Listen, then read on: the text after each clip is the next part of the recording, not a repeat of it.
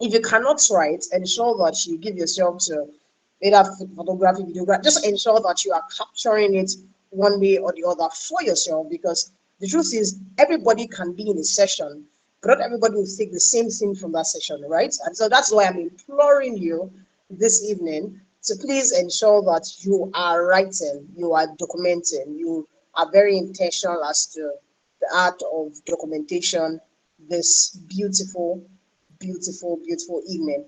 Okay, it's only one person I've seen, Tani Mola Matthew from Kogi. Any other person? I mean, I would love to know us. I would actually love to know where we are from, where we are listening from this evening. I have not got a response from Timidodua. A response. Let me just try to see everybody. A response from Mark. Okay. Funny how I feel like I know where Margaret is listening from. I think Margaret is from South Africa. I have not heard from Divine Dawn. Have not heard from Ima. I've not heard from Deborah. Okay. Okay, all right. I actually smiled because I saw someone's name. Okay. All right. So yes, Adesheke Temiloluwa from Bowen University, meaning you are listening from Bowen right now. Amazing. Margaret's listening from South Africa. All right. Dawn listening from Mowe. Beautiful. I'm expecting those responses. I would just love to know, the various places that we are listening from. I like call it a matter of habit. I'm not sure, but I just love to know that I just see where we're listening from. Beautiful. So right back to what I was saying, right? So the reason why I was saying that you should write so much is because I believe I know. Funny enough, one of the things I was speaking about when it comes to self leadership starts off with that point, vision, right? I like to say that when it comes to self leadership, it's a progressive journey. It's not just a one-off journey. It's a journey that you evolve. You per time, you evolve into it. It's a continuous journey. It's not just a one-off subscription, so to say, but it's a continuous renewal, or maybe renewal package, however you want to call it. It's a intentional process, right? And that's why I believe strongly that if you give yourself to these things that we're going to be discussing tonight, you would not just fly, but you fly at a very high altitude. All right. So I've been told to speak on self-leadership. Self-leadership. I'd like to say that there are 7 tenets or 7 pillars of self-leadership. While myself and my team were building our curriculum, self-leadership for our coaching program, self-leadership is one of our topics. And the funny thing is that every single tenet or pillar of self-leadership can be taught on its own for like hours. So when I saw the topic, right, I was like, how would I compress, that whole session or that whole curriculum into the amount of minutes I have? But nevertheless, please do me a favor. I would love that I have a timer. I would try my absolute best to keep to time, and at the same time ensure that value is passed across. Right. So I know I have 30 minutes. I will start counting from now. So I know that I have from now to like 5 minutes past 8. Amazing. All right.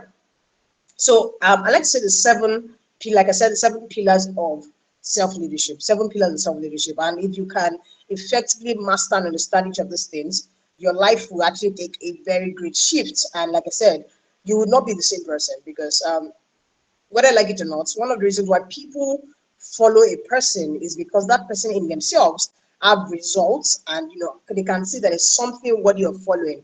Many times I like to say this to a lot of people when I get to speak. I said that nobody follows a mediocre. The reason why people are following you is because they can see results in your life. And people would not necessarily start to follow you unless you understand the art and act of self-leadership. And that's why one of the beautiful tenets I'll start with today, just like I said earlier, is vision. And when it comes to vision, there's the spiritual side of vision, and also there's the science behind vision. I will start from the spiritual side, and then we'll move into the science behind vision. I like to say strongly that many times you've not started your journey of leadership if you don't yet have a vision. The reason why many times it feels like your journey is absent, it's not precise, it's not with understanding, and you're just everywhere, is because you don't have a clear-cut definition of what success means to you. See, let me break it to you, whether I like it or not. Success is not just financial prosperity. Success in itself is not just having a good job. It's not just flying around the world. It's not being able to catch flights and maybe catch feelings. Whatever it is, maybe have a wonderful home and all that sweet stuff, right? Because you can see people that, so to say, They have a good home, they can catch life, they can catch feelings, they can actually live the soft life, but then they still have this void in themselves. Why? Because there's something missing. That's because when what they thought was success to them really was not success to them. So when I tell people that as much as possible, a way to live life and live life to the fullest of it, meaning that you live to the maximum, you have a fulfillment in all that you are doing, is actually by acting and understanding your vision for your life. I mean, I believe strongly that one of the things that you need to do as we live here today is to, as a person, ask yourself, what exactly is the vision for my life? I'm not saying the vision for your organization. I know many of us are, maybe entrepreneurs, young leaders, maybe something, you have something for your organization. I mean, I'm saying amazing for your organization, but for your life, what is your life's vision? What is that clear-cut definition of success? What is that thing that you achieve and you say, truly, Tioluwanimi, I believe strongly that right now in my life, I am absolutely successful. It's more of an understanding. It's more of a revelation, right? And like I said, this thing is, there's a spiritual side to it, and there's a science to it. So I'll start from the spiritual side. The spiritual side is you coming to understand that whether I like it or not, I am a believer. So this is me speaking as a believer, right? Whether I like it or not, there's the factor. There's a factor of a good example. I'm sure you've said this example before, but I'll say it again. Any product, right, that is created, whether it's a laptop like my laptop that is open here, or it's a phone that like now I'm using to record this. However, whatever product it is, it can't be effectively maximized unless you listen or read from the manufacturer. Amazing. So whether or not, we all agree, even atheists know that there's actually a being that is higher than every one of us. We all agree that there's a supernatural being that is controlling things. And that understanding makes us understand that if we are products that is controlled by supernatural being, then to effectively understand our fullest potentials, it is very important that we go back to the manufacturer. So it is as simple as having an understanding of, when I teach these topics many times, I don't teach to Christians alone, but I believe that most of us here will be Christians. I teach to different sects. So many times I try to know you some Christianese language. Well, I believe I'm permitted to do that expressly well here. So as I was saying, it's an understanding that you understand that, well, because you are from God, you are made by God, it is very important that you actually go to him in prayers to find out the vision that he has for you, right? Because if not, you might seem like you are doing something, but that's actually not what God has given you. That is not his assignment for you. And let's say every single person has a unique assignment peculiar to them. And that's why, yes, there might be similarities. Yes, there might be, very, very, very similar parts. But in the real sense of it, in the core of it, our assignments are unique. They are different, absolutely different. Nothing is the same thing. See, even if I am, just because I am in leadership space, as long as in leadership space, does not mean we are doing the exact same thing, because there is a unique assignment, understanding. There's a unique mission for me to go and fulfill, right? And that is why it's important that you understand this thing called the spirituality. You cannot afford to live life and not be spiritual, because whether like it or not, life itself is spiritual. That's why you hear from people like good example. I just remembered. You might want to go and search this out on YouTube. This guy, his name is Mark Zuckerberg. I'm sure we know him. His mentor is Steve Jobs. There was a time that he hit a plateau. A plateau means that he felt like he was lost. He didn't know what to do moving forward. He felt like he had hit a creative block. He felt overwhelmed. He hit a plateau and he went to meet his mentor, Steve Jobs, and he just told him that, okay, the way you're feeling, what you need to do is you need to go to a temple, a Buddhist temple in India for rejuvenation. And he went there and he came back and he said, oh my God, it was like one of the most mind-blowing feelings that I ever had, that he had clarity like never before. See, let no man deceive you. Every top 1% that you see, there's a spiritual understanding that they have. So I don't see, if you do want to live life in vain, you must tap into that part of being a spiritual person. I'm not like this thing called spirituality is absolutely true. It is absolutely true. Everybody that you see doing something massive, they have a spiritual backing that you need to understand. So don't just wish for it. Understand that there's something called, there's a supernatural behind the natural. Like I said, this thing, there's a spiritual side to it. So I'm trying not to go to it because I have just, few minutes. But this is me just saying that as much as possible, there's a quicker path to understanding your vision. And that path is the spiritual path. Now, to the science of it, the science of vision, that is you understanding two things. First, your values And two, your passions. Your values are things that I like to call your values as things that should matter to you. Things that should matter to you, or things that actually matter to you, right? Because in the whole sense of it, your values are things that you hold dear. Whether like it or not, they are things that you see yourself doing, not by compulsion, but because you really care about it. Some of their major values in life is about family time. Some people like me, mine is about excellence, impact, and growth. And in whatever you see me doing, whatever involvement, whatever, name it, you will see that these three things are reflecting it. I usually try to be very excellent at it. I really try to ensure that there's an impact side to it, and I try to ensure that people are growing, organizations are growing as a result of my actions. So there's the understanding of what exactly a question you want to ask yourself, right? After you leave here today is, what exactly are the things that matter to me? From a place of not compulsion, but really, if I don't do it, it feels like there's something wrong. Like, honestly, this is me telling you for free. If I do not teach in a week, I just feel like maybe something has happened.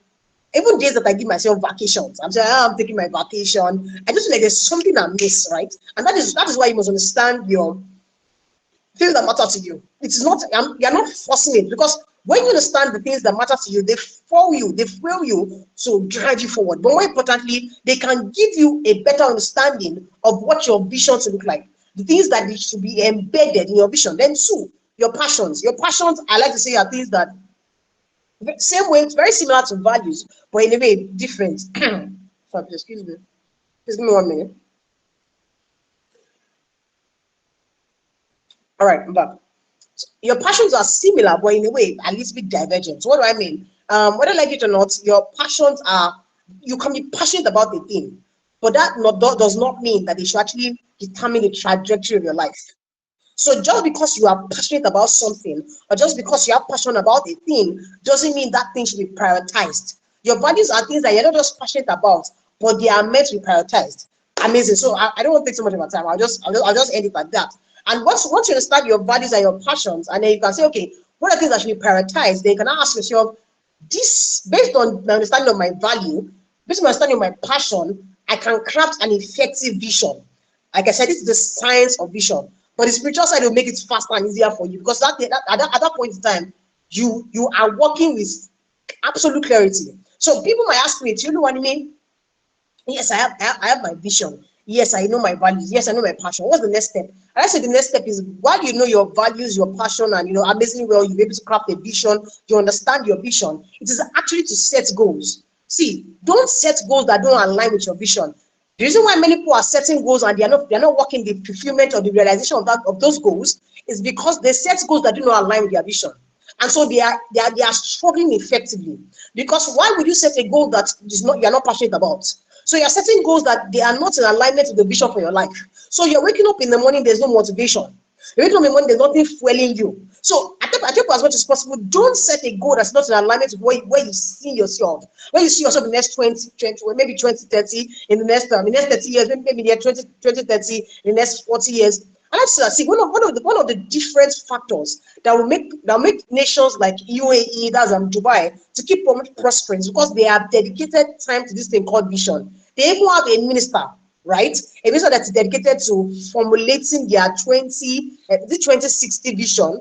And to me, it just got me thinking that what will make a nation just keep on thinking about the future? That means that as at the time that we are getting to 2060, they've got it to 2100, they got it to 2100. Like, you understand? Like, this means that they are literally living a life of ease. People tell me that, why does it feel like you are cool? You are not feeling pressured. And because the honest truth is, the reason why I'm not feeling pressured is because there's a vision. So many times, the reason why some people are having pressure, trust me, this is not whatever pressure you are my feeling might be because you've not accepted, and you're not coming to full understanding of what the vision for your life should be.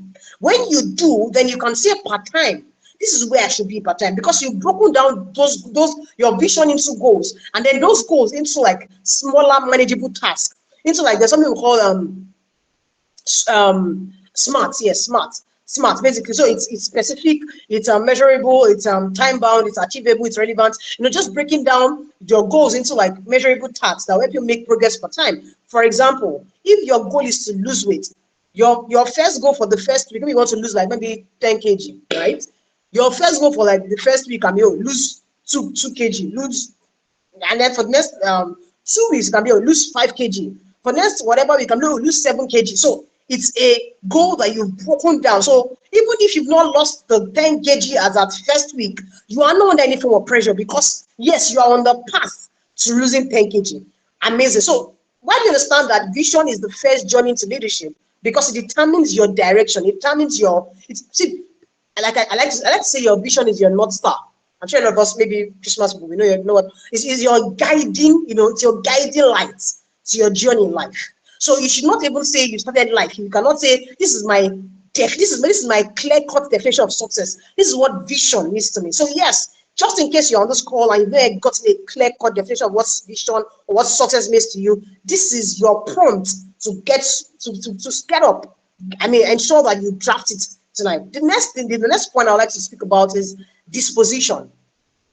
And I think I'll merge it with emotions. Emotions at that point. Emotions is the third point. But I'm looking at my time, I'm like, wow, it seems like the time is flying. All right. So let me just try my best to take this thing. So disposition. A lot of people don't understand that when it comes to self-leadership, one of the things you want to work on, yes, you have an amazing vision, but one of the things that is your incense, what I mean your incense, meaning your aura, meaning the kind of vibe that you give off, energy, is based on disposition that you possess.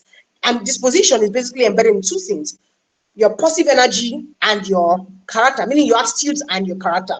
Your attitudes and your character. So as much as possible, you want to be a person that when people come in contact with you, they are very certain that you have a lovely character.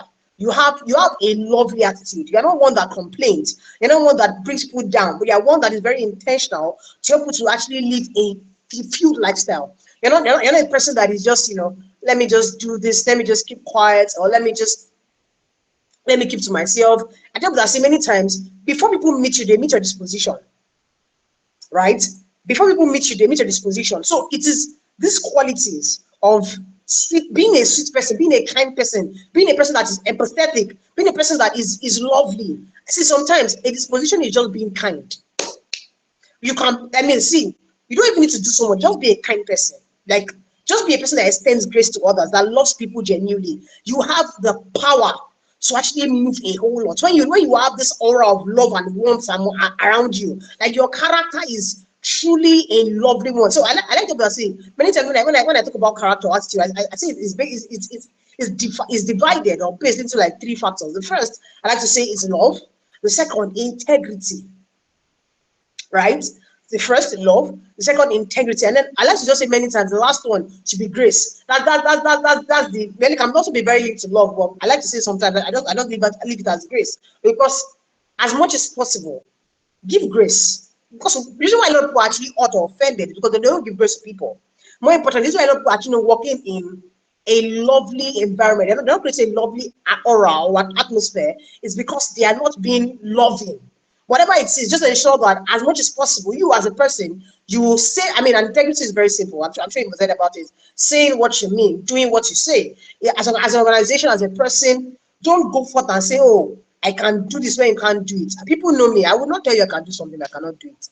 I would rather counsel, I would rather say there's something wrong, but I will not give an impression that I'm all good and fine when at the point in time, it's not possible for me to achieve it. If you give me a task, and the very funny thing, one of the reasons why all people that I've ever worked with, all my maybe clients, all my employers at one point or the other, they've all said it to me. One of the reasons why they like me or they love me, they say that I give them realistic timelines. So if you tell me, oh, Tioluwanimi, I need a project or an assignment or a task tonight or maybe this afternoon, I'll tell you, okay, right now, I honestly don't think that you can get it, but I think that tomorrow I can work towards it. Now, the very funny thing, most times I still send the assignment to them this night, but I would not put myself under the pressure of trying to get it tonight when I know that maybe my schedule is overwhelming. So as much as possible, ensure that you are as realistic, as truthful. Don't say what you cannot do, right? And then the next thing I would like to say is about your emotions. The reason why a lot of people do not have good disposition because they have not learned to manage their emotions. I feel like unless you can master your emotions, there's emotional intelligence is a whole topic on its own. I want to just try so I can compress it. But I'll just say this: unless you can master emotions, you can never master this thing called people relations. And then we'll get there very soon. Because Your disposition is an offshoot of your emotions, and your emotions also determine how you relate to people. So unless you can master your emotions, you won't be able to master this thing called emotional intelligence, because emotional intelligence is beyond yourself, relating with other people. So mastering your emotion is actually very key to understanding or maximizing or unlocking your full potential. Understanding and then mastering, practicing. I tell people that, say, as much as possible, how well do you know yourself? How well do you know yourself? How well? See, it's not a cliche. I'm actually glad that we had a session on identity. But the truth is, you want to actually ask yourself, how well do I know myself? How well do I honestly know myself? Do I know the things that trigger me? Do I know the things that make me feel sad? Do I know the things that make me feel happy? Do I know the things that make me anxious? You must know your triggers, because when you know your triggers, when you know things that make you anxious, that make you sad, that make you happy, you can know how to avoid them. You can know how to develop emotional regulation techniques. You can maybe like mindfulness, by deep breathing, by journaling, by taking a walk, by managing your stress. Some people just go and just maybe blow off steam by going to the gym. Knowing whatever works for you, right? But unless you know your triggers, you can't know how to counter them. I like to have that, say, many times whenever I feel sad, I ask myself, why exactly are you feeling sad right now, Tioluwanimi? What exactly is the reason for your sadness? Whatever emotion you're feeling at that point in time. Because when you can trace it back, then at that point in time, you can also create a solution that will counter it immediately. Amazing. All right. So based off on that, I've talked about the first point. I've spoken about vision. I've spoken about disposition, being a kind person. I did say this. I think I'll just say this. Your disposition sometimes even starts from your smile. Stop frowning. I don't see. Yes, I know I frown a lot, by the way. If you know me, you know actually. But I learned something while I was leading people, 20,000 people. My goodness. In in a very large organization. I think it was mentioned in my bio. I learned that many times not everybody will actually understand that when I'm walking, when I mean like walking, WRORK. I am just focused on the assignment. Not everybody actually understand. They won't understand. Not everybody actually would actually understand. One would just believe that even if you are doing 1 million things, you should greet them. I know sometimes just being conscious, catching yourself, halting yourself to just smile. Some of us, our faces are, just oblong, meaning even when we are trying to smile, it's not exactly. And that's why picture as much as possible, I always try that, all my pictures, I smile in many of them, because I know that my natural self, when I'm walking, doing something, I can just be caught up in work and I just forget that, oh my God, people might actually want me to just, that not a very fun thing. I think I'll just say this. Many times, I'm sure while you are walking into a bank, the person you first go to meet in that system, in that place, is usually the person that is smiling. Or you're walking into maybe a sales place, and you're naturally first attracted to a person that has a welcoming face. And so that's why I do, as much as possible, have a lovely face, have a welcoming face, just smile as much as possible, have a beautiful disposition rather, and aura around you. And the next, I will go to connections and association. That's the next point. Honestly, I look at my time, I'm wondering how will I finish all of this, but I hope that you actually get the points from this, right? Learn to, as much as possible. One of the things that when it comes to self-leadership, and that very well, I'm glad I spoke about vision. You must understand that when it comes to association, learn to only have people that align with your vision. It means that if anybody is not a reflection, is not in alignment with where you see yourself in the nearest future, then that person has no business of being in your circle. That person has no business of being in your circle. The person has absolutely no business of being around you. So it means that you must surround yourself with people that look like your vision. I like to say that there are three sort of people that you must surround yourself with. People that you want to look like, people that look like you, and people that want to look like you. Because unless you have an understanding of this set of people, you will just see that you are living life, but you are living life in facility, not with precision. So it means that as much as possible, you want to surround yourself with people that trust. You want to build a strong ecosystem. You want to build a strong network of mentors, meaning your people that you want to look like, mentors, coaches, people that would help your life, basically, people that will bring you closer to your vision, people that would help you to get to the space that you are saying that you want to. Because Whether I like it or not, it's a function of your association. I don't know that many times you are. I'm sure you've heard this before, but you are a reflection of the top 5 people that you love or that you spend time with many times. So it's if you want to know if the person is successful, one of the things you want to look at, okay, this person spends time spend time. This person will spend time with maybe Olamide first. This person spend time with Joy first. I mean, for like maybe 5 people. Out of those 4 or 5 people, maybe out of 4 of those people, they are very unserious. See, let no man deceive you. That person will also eventually turn out to be an unserious person. Because, like I said, I'm sure you've actually heard it before. You must be very intentional to cultivate people that contribute to the vision that you actually have. People that will be firelighters. Some people actually fire extinguishers. I'm trying to rush, but I'm trying not to rush too. To take the points one by one. But I'll say this: don't be around people that are fire extinguishers. Surround yourself with people that are firelighters. Many people come into your life and they quench your fire, they quench your vision. Why? Because they are not in alignment with your vision. So you don't have any business being around people. If you have a mentee, but every time this mentee is coming to you, is that they want to bring you down. They don't. I mean, don't have a mentee that is just right a best. I'm not looking for ways to also add value to you. As much as possible, this is me also speaking to people. Whenever you have mentors, always look for ways to add value to them. It might not be money, obviously. You might not be able to give them money, but they have an event, show up. They have something, look for a way to just ensure that you support. You have anybody that's very interested, but just show up and show up well, right? I believe that it will help you to also not be that kind of mentee that is a pest. And also, you also know how to keep up people that they are just collecting and not giving back. Because you also have people that are firelighters and not fire extinguishers, people that will bring you further from your vision, people that will bring you closer to your vision, right? The next will be education. Education. I have 5 more minutes, and I only hope that we can finish this, except I get an extra time. But if I cannot, I will just try to just gloss over everything, right? We've spoken about vision, spoken about disposition, spoken about emotions, spoken about association. We've spoken about okay, lovely. I got extra time. Thank you very much. We've spoken about spoken about 4 points now, I believe. Yes, we're going to the 5th point, which is education. I believe strongly that whether you like it or not, if you do not give yourself to intentional learning, you actually become obsolete. Take it from me, knowledge can become obsolete. So it means that whatever you know today, which feels like excellent knowledge, can feel like mediocre, can feel like mediocrity, or can feel like mediocre, can make you be a person, fall into that level or category of mediocrity, because knowledge can be obsolete. Knowledge can fall into extinction. Knowledge can go into extinction. So it means that as a person, you cannot afford to stop learning. Never stop learning. I think that's the best way to say it.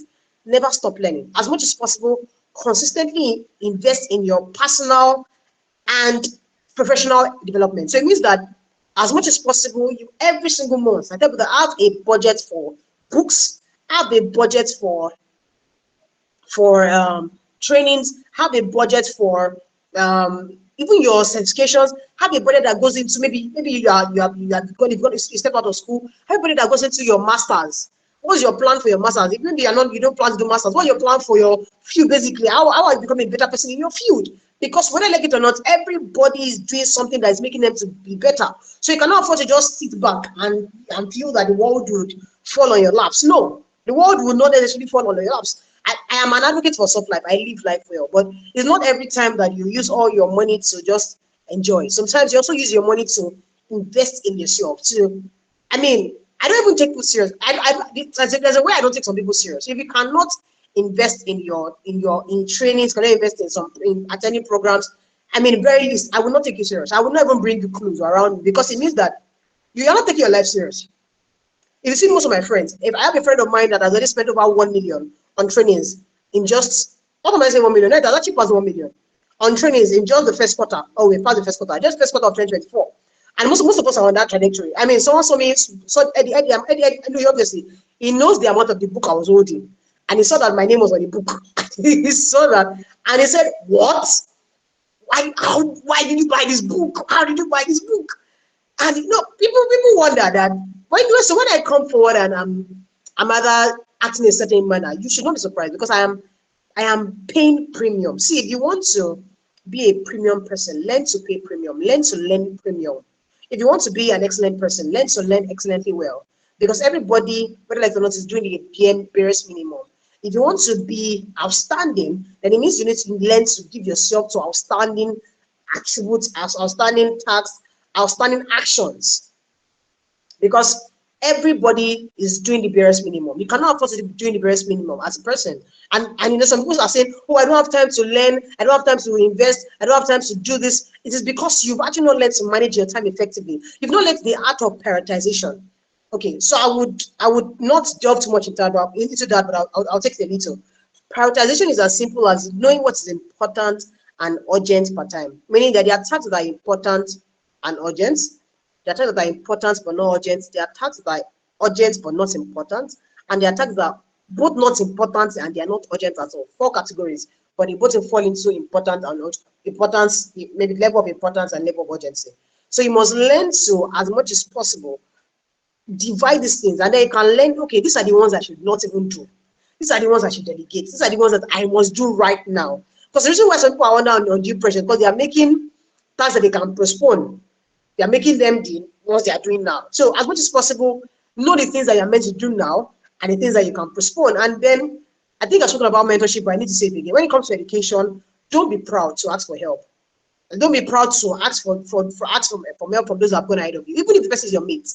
You know, there's some people that the reason why they've not gone ahead in life, even when they are surrounded by a lot of intelligent and brilliant people, is because they've not learned to actually speak up and ask for help. So it's very hard for them to advance in life. It's very hard for them to move forward, because as much as possible, yes, they are around a certain kind of people, but they've not learned to open their mouth and speak up. See, just because you're around billionaires does not mean that you'll be a billionaire. Yes, I know that we said that, oh, when you see 5 billionaires, you're the next billionaire. See, if you not learn to ask those billionaires, what exactly are they doing to become billionaires, you will still keep on being a poor person. Take it or leave it. It's not magic. Magic, see, this is not a function of, oh, it is magical. Life in itself is not magical. There are intentional actions that lead to certain results. Things that you see are not accidental. Life is not accidental. Success is not accidental. Success is not incidental. Also, it is very intentional. It's a form of intentional act. So it means that the level of intentionality you put towards asking certain questions from people that you are very certain are succeeding also determines the result that you see in your life. So don't be around success and you cannot ask them things they are doing to actually attain that level. For example, you see people in your life that they are reaching a certain level, they are getting certifications here and there, they are doing things that are making them absolutely waves in their industries, and you're not going there to ask them, what exactly are you doing? That is being as lazy as possible, because sometimes the education you need is in the people that are around you. You don't even need to go so far. The next level, the information you need for your next level is embedded in the people that you know already. You need to go so far. See, if you know me, people that know me, they know me. As long as you're in my circle, I'll ask you questions. I will not be someone that is proud and now walking in darkness. I'd rather take fire from you or take light from you because you've walked that path. Yes, I may not be able to help you or maybe to do something that will, but eventually I will look for a way to pay it back. But I must get that wisdom from you. I mean, the founder, I mean, there are 2 founders of this organization, and one of the founders, and Mr. David, I know that anytime I'm having events, I feel like he's already tired of my calls. Why? Because I'm not exactly an event manager, right? So I don't know so much about events, but I can ask people that are excellent with it. So people see me and they're, my God, your events are just wow, nice, cozy. They give you this excellent vibe. Yes, I have a vision in my head, but the truth is, I also go forward to ask questions to say, how does this look like? What do you think about this, sir? How do you? Because the truth is, you can't match. And I feel this is by way of diversion. I feel like a lot of people actually wasting money because they've not learned to actually ask for help from people around them. Sometimes they need to pay for some trainings. Sometimes the knowledge you gain from a personal training will be gotten from somebody in your room, somebody in your house, somebody in your neighborhood, somebody in your sphere of influence, just by opening your mouth to ask. Asking for help. I'm not talking about finances now, but asking for help. What I mean, like, educational help. Asking for help to advance in your educational life or in your personal development is not a sign of weakness. It's not a sign of vulnerability. Right? It's a sign of wisdom and strength. Don't fall into that line of foolishness. And say, "Yeah, I will not ask for help, I'm fine." Please don't do that. I mean, try as possible not to do that. Yeah. All right. So the next point I would like to put off is representation. Representation. I say that while you go into vision, you go into disposition, you go into emotions, you go into education, representation. Representation, like I explained, it's like maybe 2 or 3 let's say parts or parts or graphs or however I want to put it. I wish I had enough time for this, but I'll just summarize everything. Representation is you taking action. So it means that yes, you have a vision. Yes, you have a disposition. Yes, you have mastered your emotions. You've taken education. You mastered the art of association. But unless you can reflect it, unless you act, nobody will see it. So as much as possible, you want to act. You want to give yourself to acting intentionally. See, the truth is, leadership is not just in the values you have. It's not just in the things that you embody. It's also in the actions that you reflect. So you cannot afford not to represent yourself. You cannot afford not to give a revelation of yourself to people. So whatever you have, whatever you say that you claim to do, ensure that you actually doing it. 2, whatever you say that you are doing, ensure that you are building and presenting yourself to the world. It means that you cannot afford to say you are working in self-leadership and you're not intentional about your personal brand and reputation. You cannot afford to say you're not building a strong online presence or building a strong digital network. I mean, or maybe a strong, whatever you're doing, ensure that you are amplifying your message, amplifying whatever you're doing to the world. Because unless the world sees it, many times they would not refer you, or they would not even know that, okay, well, you are doing something. They will not even say that, they will not even know that you are doing well in leading yourself, because they cannot see it. And I've seen people miss out on amazing opportunities because they are not amplifying what they are doing. Yes, they are representing, yes, they are acting upon their actions, upon their vision, but they are not showing the world. They are not amplifying it. So as much as possible, you want to communicate effectively what you do to people. So unless people know about it, unless people see it. I give an example. I was speaking to people in church. I had a session in church. I gave them an example. I said that, do you know, in our church, in the church I attend, we have like 5 photographers. But people only know 2. And the reason why they know those people is because those people actually go every time, say, "Oh, this is what I do. I'm a photographer, blah, blah, blah, blah, blah." And many times, these people are the people that they get jobs every time. So the other 3 are not getting jobs. And so they see, unless you can effectively communicate your value to the world will not see your value many times. So amazingly well, you're acting upon your vision, but also a step further is to also amplify, and be very intentional about people seeing what you do. And then the last tenet is adaptation. I think I said that knowledge can become absolute, right? I've seen people that, yes, they are leading themselves well, but because they've not learned the art of learning to evolve with time, learning to move with circumstances, learning to embrace setbacks, learning to embrace, challenges, they become people that they are stagnant. I say, don't be a Nokia or a BlackBerry. Don't be a Nokia or a BlackBerry. These are people that these are technology, companies that they were in vogue at some point. If you don't have a pin, if you don't have a PP pin at that point, you're not in vogue. But now, funny enough, smartphones came along and they went into extinction. Why? Because they're not ready to evolve. For people that are older than myself, that are the other Gen Z generation, they will know this thing called Kodak. Kodak were those that are making films, like films for you to photograph people. Kodak did not evolve, and so they went into extinction. That's when people like Nikon and Canon came along, right? As a person, you must learn to accept and set in your mind that change is inevitable in the world. Change is a major constant in life. And so you must develop this attitude to say that, okay, even if changes happen, don't see them as, or even if challenges happen, or even if I fail, don't see them as, that's the end. No, see them as opportunities for you to grow, for you to learn, for you to do better. So as much as possible, let's stay flexible and open-minded and be willing to pivot when necessary. Be willing to change your means and your method. This is where I will end tonight's class. And this is me trying to maximize my time as much as possible. I'll say this. Don't be committed to the vision and not be committed as a person to all that you said you wanted to do.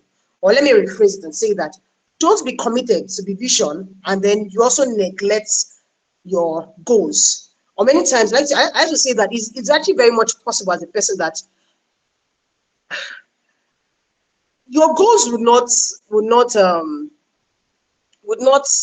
would not actualize except you come into an understanding that I need to stay committed to them also. So many people are committed to their visions, but not committed to their goals. But this is me saying that beyond being committed to your goals and to your vision, also you can, as much as possible, evolve.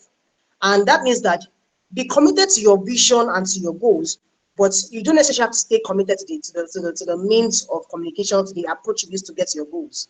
So it means that you can actually change your methods. You can change your approach per time. So while you are committed to your goals, you are committed to your visions, I'm looking for the simplest way to communicate this. But I'll just say, as much as possible, it is absolutely fine for you to change your mind. Okay, yeah, that I've said it. It is absolutely fine for you to change your mind about a approach that you plan to use to get to your vision. So or an approach that you plan to get to use to get to your goal. Because one of the things I say every time is the fact that a good example, I'll use the losing weight example I used earlier. You want to lose weight, right? And you believe that the only way you can lose weight is by going to the gym. That is wrong. You can also lose weight by walking in your neighborhood. Just in case you also don't have time to walk in your neighborhood, maybe because you feel like, I don't have time to pay for subscription at the gym. I don't have time to walk in my neighborhood. How about you have time to be in your room and dance for at least 30 minutes?